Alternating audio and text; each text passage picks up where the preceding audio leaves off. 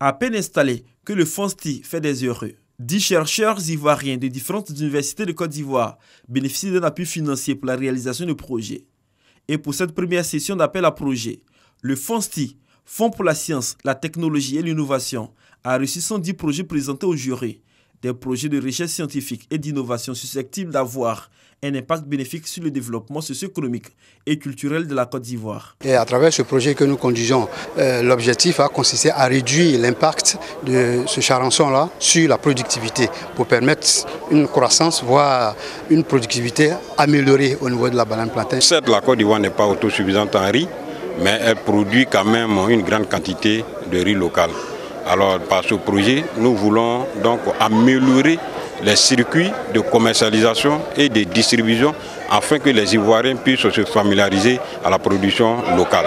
Pour la deuxième session, le Fonds pour la science, la technologie et l'innovation FONSTI sollicite l'appui du secteur privé. La première session du FONSTI est consacrée à la recherche-développement. La seconde session sera prioritairement orientée vers des thématiques d'intérêt national et au soutien des projets d'innovation au bénéfice du secteur privé national.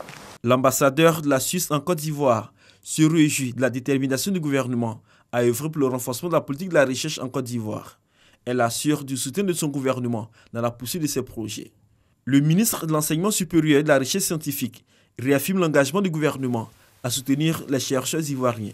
Nous avons donc besoin d'une recherche scientifique dynamique et performante qui produit des savoirs utiles au développement économique, social, environnemental et culturel de la Côte d'Ivoire. La Côte d'Ivoire consacre aujourd'hui 0,35% de son PIB au financement de la recherche-développement.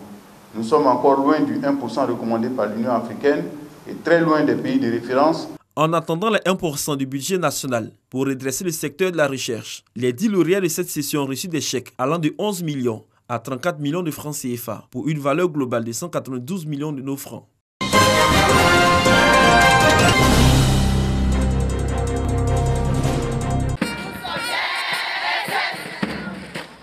C'est une nouvelle génération qui fait son entrée dans la grande famille des agents de santé.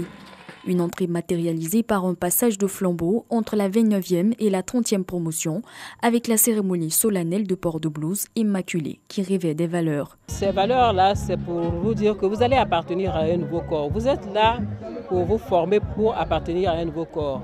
Mais dès déjà l'entrée, voici les valeurs de cette promotion qui sont vraiment travailler avec assiduité, aller pratiquer dans les services de santé avec humanisme, être honnête, apprendre son métier correctement. La nouvelle promotion a été baptisée Promotion Qualité en lien avec la vision du ministère de la Santé et de l'Hygiène publique de voir des agents compétents sur le terrain. En les baptisant Promotion Qualité, puisque le ministre met l'accent beaucoup sur la qualité, ça nous oblige nous-mêmes, en tant qu'institution, à être dans la qualité. Et les étudiants aussi à se dire que à chaque activité que nous faisons, nous devons être dans la qualité. Ce sont 3752 étudiants qui composent cette 30e promotion, dont 2000 sont à l'INFAS d'Abidjan.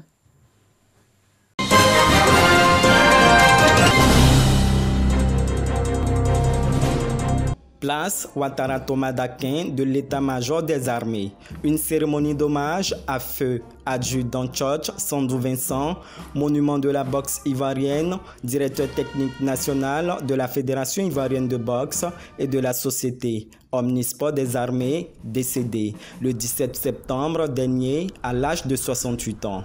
Ta famille, tes amis, tes collègues sportifs, tes frères d'âme, tous ceux qui t'ont connu et apprécié, tout le monde est là. Ils sont tous là pour te dire adieu et te rendre un dernier et ultime hommage. Et c'est à juste titre d'ailleurs, car ton amitié fidèle et inconditionnelle, tes grandes qualités humaines et ton altruisme faisaient que ta compagnie était recherché et apprécié. 35 années au service de l'État, il a été décoré à titre posthume de la médaille de chevalier de l'ordre national. L'armée ivoirienne garde un souvenir de lui. Il était important pour les forces armées de rendre hommage à ce grand champion que fut l'adjudant George Sandou Vincent. au regard de tous les titres qu'il a pu glaner au nom des forces armées de Côte d'Ivoire. Partout, sur tous les continents, il a pu faire retentir l'hymne national grâce à sa rage au combat, grâce à sa volonté de vaincre. C'est une grosse perte pour nous dans le milieu du noble art.